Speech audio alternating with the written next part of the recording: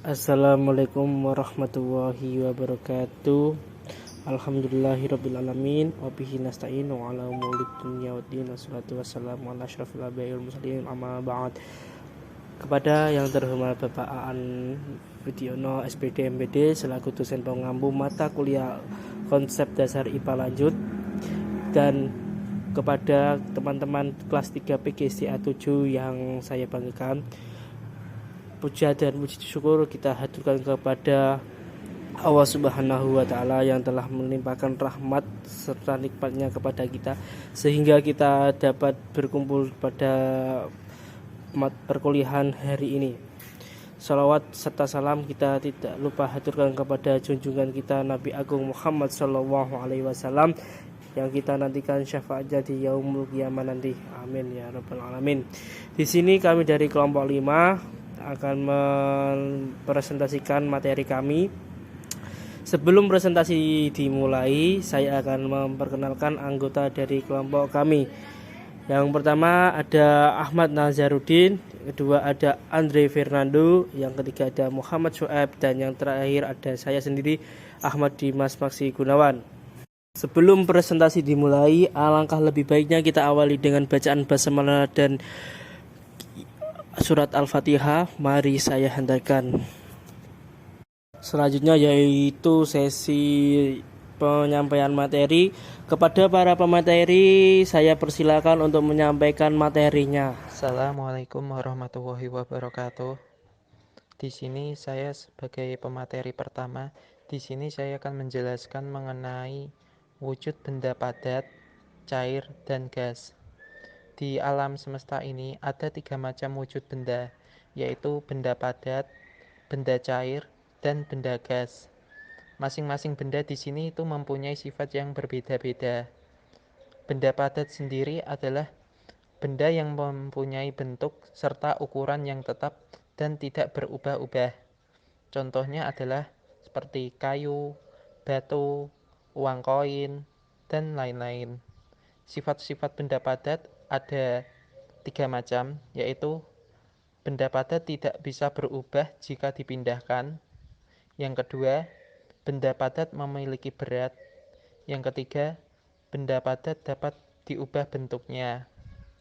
Yang kedua ada benda cair. Benda cair adalah benda yang memiliki ukuran tetap, namun bentuknya dapat berubah-ubah sesuai dengan wadah yang ditempatinya. Contohnya, air di dalam botol. Volume air di dalam botol adalah 1 liter. Jika dimasukkan ke dalam botol, maka bentuknya seperti botol dan volumenya tetap. Namun jika air dalam botol tersebut dipindahkan ke dalam gelas, maka volumenya akan tetap, namun bentuknya berbentuk seperti gelas. Sifat-sifat benda cair ada 4 macam. Yang pertama, benda cair mengisi ruang dan bentuknya sama dengan wadah yang ditempatinya. Yang kedua, ada permukaan benda cair selalu datar. Seperti contoh dalam kasus pipa O. Hal ini bisa digunakan dalam kehidupan sehari-hari, yaitu untuk para tukang memanfaatkannya sebagai selang waterpass.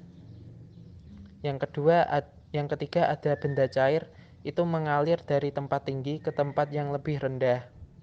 Contohnya adalah air terjun di pegunungan, lama-kelamaan akan mengalir ke laut. Yang keempat ada benda cair menekan ke segala arah. Air di dalam suatu wadah yang terdapat lubang, air akan memancar dari setiap lubang pada wadah tersebut. Memancarnya air dari setiap lubang karena pengaruh tekanan air. Semakin bawah lubang tersebut, maka tekanan air yang ada di bawah adalah semakin kuat. Yang ketiga ada benda gas. Benda gas adalah benda yang memiliki bentuk dan ukuran yang berubah-ubah. Contohnya adalah balon, gas LPG. Sifat-sifat benda gas ada 3 macam. Yang pertama, benda gas menempati ruang. Seperti contoh balon dapat menggelembung karena di dalamnya terdapat benda gas. Yang kedua, benda gas memiliki tekanan. Contoh di sini adalah saat kita meminum menggunakan sedotan air, maka air tersebut akan tersedot ke dalam mulut. Yang ketiga, benda gas dapat memuai. Seperti contoh, pada siang hari saat di pantai, saat cuaca sangat terik, maka panas matahari akan membuat udara tersebut membawa uap air dari daratan dan lautan. Dan hal itu akan menyebabkan terjadinya proses hujan. Jadi kesimpulannya adalah perubahan wujud benda itu ada 3 macam, yaitu padat, cair, dan gas. Sedangkan untuk sifat-sifatnya, benda padat memiliki ukuran tetap dan bentuk tetap. Yang kedua, benda cair memiliki ukuran tetap, tetapi memiliki bentuk berubah-ubah. Yang ketiga, benda gas memiliki ukuran berubah dan bentuk yang berubah-ubah, seperti di dalam tabel tersebut. Terima kasih. Assalamualaikum warahmatullahi wabarakatuh. Di sini saya akan menjelaskan yang perubahan wujud benda. Secara umum ada 3 wujud benda yang kita ketahui, yaitu benda padat, benda cair, dan benda gas. Baik benda padat, cair, dan gas bisa mengalami perubahan wujud benda. Dan macam-macam perubahan wujud benda, yaitu ada mencair, membeku, menyublim, menguap, dan mengembun. Yang mencair itu merupakan perubahan wujud benda padat menjadi benda cair. Sebuah benda bisa mencair karena adanya panas. Peristiwa perubahan wujud benda mencair juga sering disebut meleleh. Dan proses membeku, perubahan wujud membeku, yaitu perubahan wujud benda membeku merupakan perubahan yang terjadi pada benda cair. Kebalikan dari mencair, membeku merupakan perubahan benda cair menjadi benda padat. Proses membeku ini bisa terjadi karena dipengaruhi oleh suhu dingin. Dan yang seterusnya yaitu menyublim. Menyublim merupakan perubahan wujud benda padat menjadi gas. Ini dipengaruhi oleh suhu dingin. Benda padat yang menyublim tidak mengalami perubahan pertama menjadi benda cair lebih dulu, namun langsung menjadi benda gas.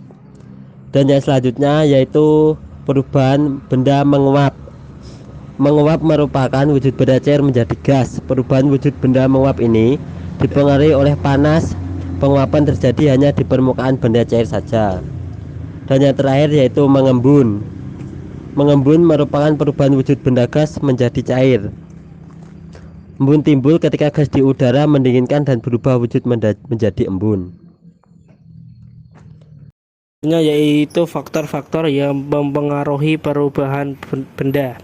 Yang pertama ada faktor pemanasan. Proses pemanasan dalam suatu benda bisa menimbulkan perubahan pada benda itu sendiri. Contoh dari pemanasan yaitu wujud benda es yang berubah menjadi cair karena adanya pemanasan. Yang kedua ada faktor pembakaran. Pembakaran suatu benda bisa menimbulkan perubahan sifat benda. Ada banyak contoh yang bisa kita lihat dalam kehidupan sehari-hari. Contohnya yaitu pembakaran kertas yang menyebabkan kertas itu menjadi abu.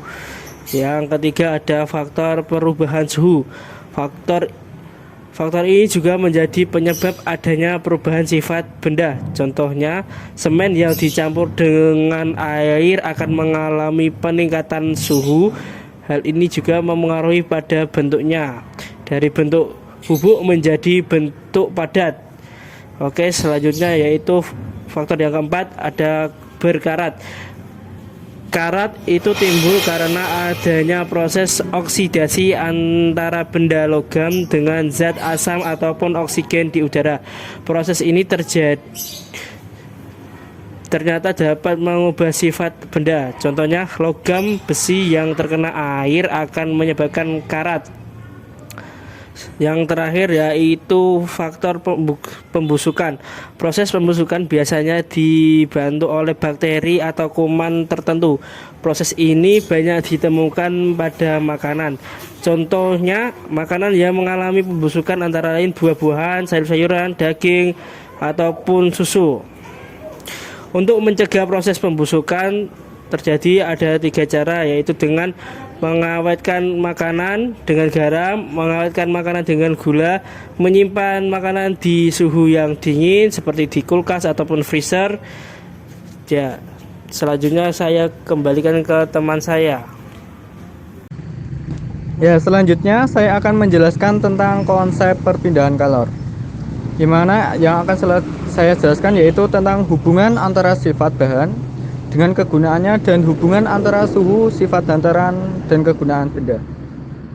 Yang pertama yaitu hubungan antara sifat bahan dengan kegunaannya. Yang pertama ada kekuatan bahan menahan benda.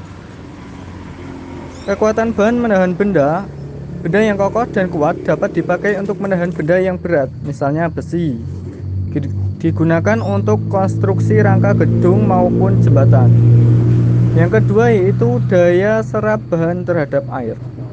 Bahan yang menyerap air dimanfaatkan untuk mengeringkan benda yang basah, misalnya kain katun dan tisu. Kemudian daya serap bahan terhadap panas dan daya hantar listrik. Bahan yang memiliki daya serap terhadap panas sangat dibutuhkan karena panas matahari tidak dapat kita hindari. Misalnya yaitu karet dan kayu. Itu adalah bahan yang tidak dapat menghantarkan panas atau listrik. Sedangkan benda yang dapat menghantarkan panas atau listrik misalnya adalah logam dan karbon. Selanjutnya yaitu tentang kelenturan bahan. Benda yang tertentu yang kita butuhkan memerlukan bahan yang lentur, misalnya yaitu karet ban. Kemudian yang yaitu tentang berat ringannya bahan. Berat ringannya bahan yang digunakan harus disesuaikan dengan aktivitas dalam pemakaian. Misalnya sepatu dibuat dari bahan yang ringan sehingga nyaman dipakai untuk berjalan. Selanjutnya yaitu tentang keawetan. Orang akan memilih benda yang bahannya awet sehingga tidak terjadi pemborosan karena benda tersebut tidak cepat rusak. Misalnya yaitu bahan yang terbuat dari plastik, kayu, besi, dan kain, dan lain sebagainya. Yang kedua yaitu tentang hubungan antara suhu, sifat hantaran, dan kegunaan benda. Yang pertama yaitu saya akan menjelaskan tentang perbedaan kemampuan menghantarkan panas dari berbagai benda. Konduktor adalah benda-benda yang dapat atau mudah menghantarkan panas. Misalnya yaitu benda yang terbuat dari logam, kemudian karbon, dan juga lain sebagainya. Dan juga sebaliknya, benda-benda yang tidak dapat atau sukar menghantarkan panas disebut isolator. Kemudian yang kedua yaitu tentang kegunaan benda berdasarkan kemampuan menghantarkan panas. Sesuai yang sudah saya jelaskan tadi tentang konduktor, yaitu bahan yang dapat menghantarkan panas secara baik atau mudah. Misalnya yaitu logam. Namun selain logam, bahan yang tergolong konduktor adalah kaca. Kemudian isolator atau bahan yang sukar menghantarkan panas. Misalkan yaitu bahan kayu dan plastik. Di mana bahan kayu dan plastik itu tergolong dari bahan isolator. Karena itu tadi tidak mudah menghantarkan panas. Selain itu juga ada pegangan panci, pegangan gorengan, pegangan sudip, dan tutup gelas. Terima kasih, itu presentasi dari saya. Baik, terima kasih untuk para pemateri. Sesi selanjutnya yaitu sesi tanya jawab. Kepada teman-teman yang ingin bertanya silakan menuliskan NIM dan namanya di grup Telegram. Terakhir yaitu sesi penutup. Kurang lebihnya dari kelompok kami mohon maaf yang sebesar-besarnya. Wabillahi taufik wal hidayah. Wassalamualaikum warahmatullahi wabarakatuh.